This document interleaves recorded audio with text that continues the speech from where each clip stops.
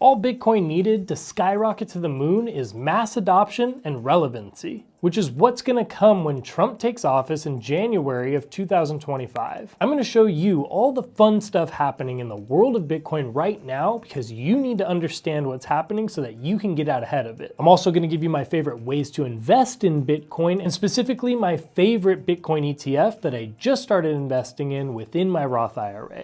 This afternoon, I'm laying out my plan to ensure that the United States will be the crypto capital of the planet and the Bitcoin superpower of the world.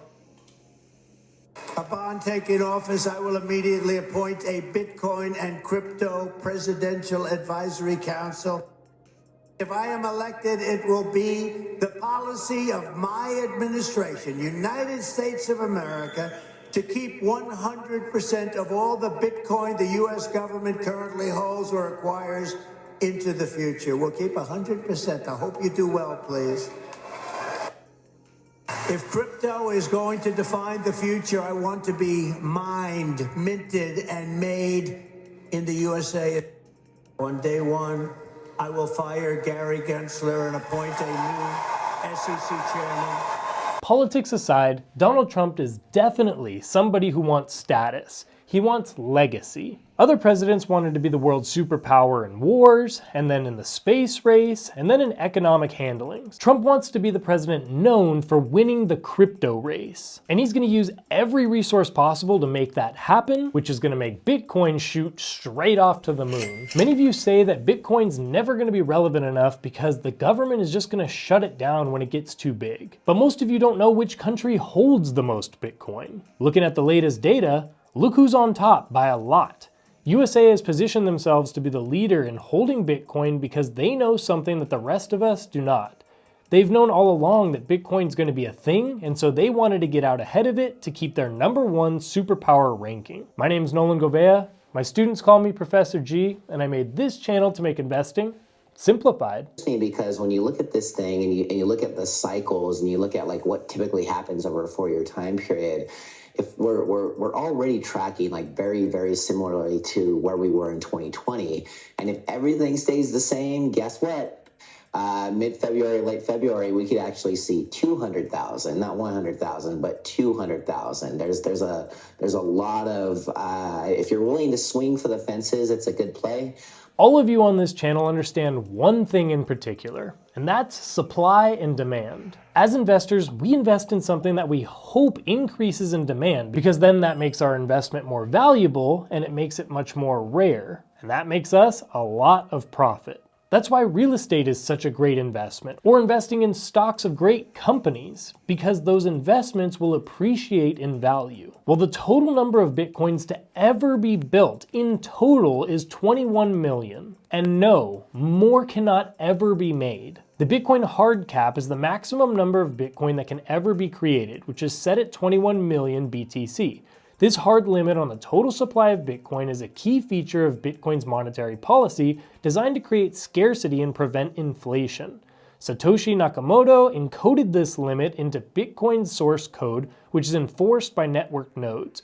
The hard cap is reached through the process of halving, where the reward for mining new blocks is cut in half approximately every 4 years, gradually reducing the rate at which new Bitcoin are created until the hard cap or limit is reached.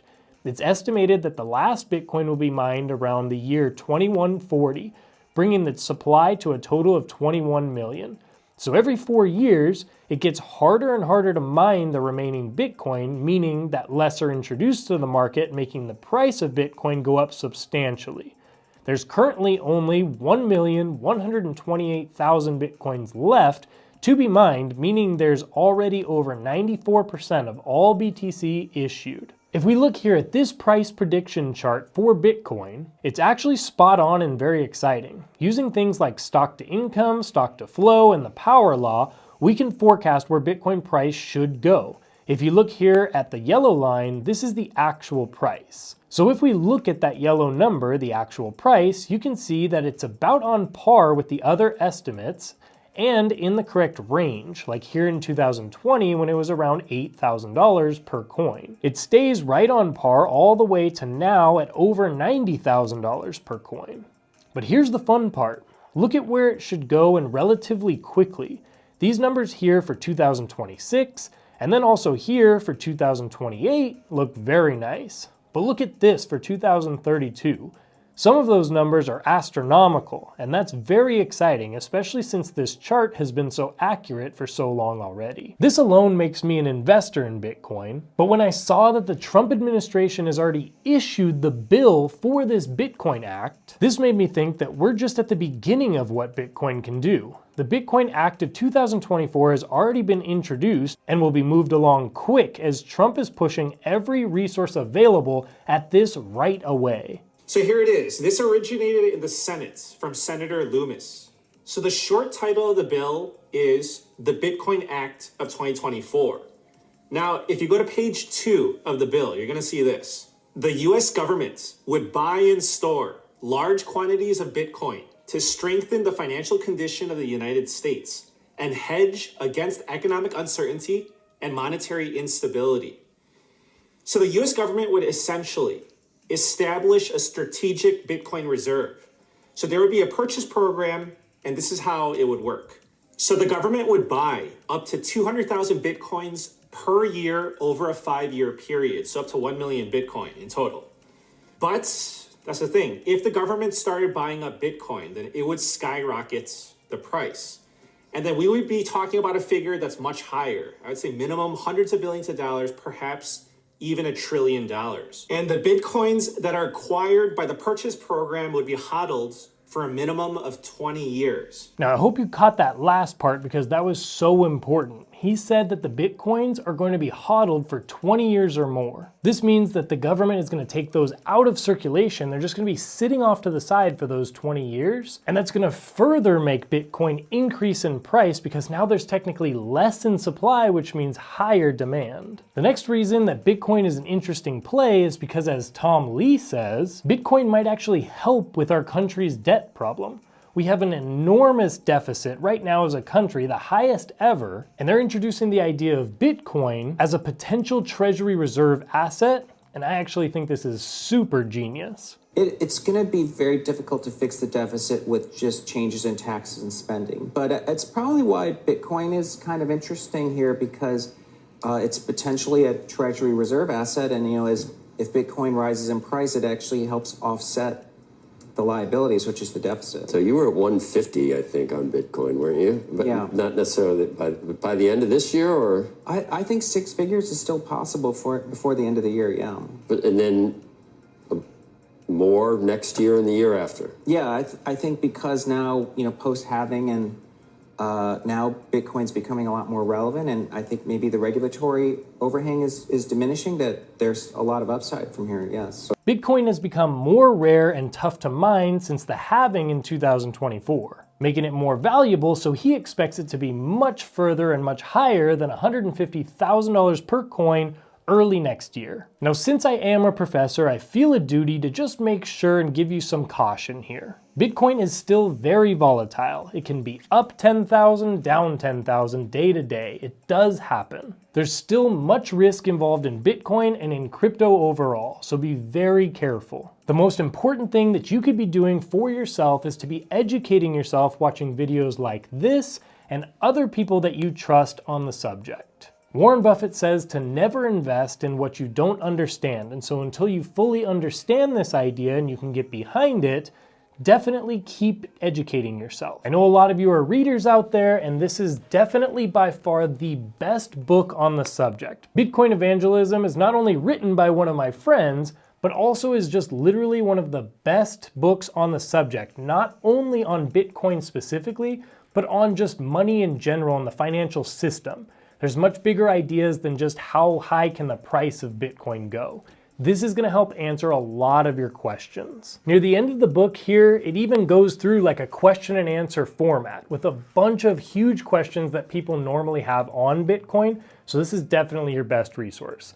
I'm not getting paid a cent to tell you about this. I just like to give credit where credit's due, and this is the best resource I've found on learning about the subject. I'll put the link to this down in my description below. Now, once you do feel ready to jump in, there's going to be 2 ways to do it. The first is going to be to just buy the actual Bitcoin itself, and then the second would be to buy an ETF that tracks Bitcoin. I look at these options kind of like buying real estate. You could either buy the actual physical house, or you could invest in a REIT for exposure to real estate, but without actually owning it physically. So the first option is to buy the actual Bitcoin. Like real estate, you'd own the actual asset itself. So you could move the Bitcoin off the exchange that you buy it, you could hold it yourself in a cold storage wallet or put it somewhere safe. You could also use it to pay for things or to send to friends and family if you wanted to give them a nice little gift. But like physical real estate, there is a little bit of a headache to it, because in physical real estate, you have to keep up with it. You have to keep it working. And so with Bitcoin, you have to make sure that it's safe, it's stored, you don't lose your password, things like that. I do own actual Bitcoin this way, and the best ways to buy Bitcoin are two different ways. And that's either on Coinbase, which is the USA's biggest crypto exchange, or on River, which is a solid way to buy Bitcoin since all they have to offer is Bitcoin, making it a bit more secure. Now, the second way to buy Bitcoin, and a great way to get exposure or at least watch what Bitcoin's doing, is to do so in a much hands-off way, which would be just investing within the actual ETF. If Bitcoin price goes up, then the ETF goes up and you make money and you profit. Kind of like when you invest in the S&P 500. You don't have to necessarily know all of the different 500 companies that are in there. You just know that if the index goes up, you made some money that day. The ultimate hack for me is putting one of these Bitcoin ETFs into the Roth IRA. And this is exactly what I did. It's gonna be awesome when you're holding a Bitcoin and that Bitcoin goes up to 7 figures. If it's worth $1 million and you bought it at 100,000 or less, that's basically $900,000 of gain that it made. And if it's in the Roth IRA and you take it out after age 59 and a half, you just got $900,000 of capital gains totally tax-free. That's pretty awesome. These are the ETFs that hold the most Bitcoin. The top three are the iShares Bitcoin Trust, IBIT, then Grayscale Bitcoin Trust, GBTC, then Fidelity Wise Origin Bitcoin Fund, FBTC. IBIT and FBTC both have expense of 0.25%, where GBTC has an enormous fee of 1.5%.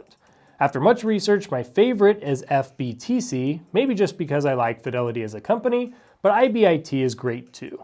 What questions can I help answer for the next video on Bitcoin? Let's keep researching and building those portfolios. Watch this video on the top AI stocks that I think are going to explode in 2025, and along with that, I threw in some bonus AI ETFs. Or watch this video that I just made to keep you going strong in your investing journey.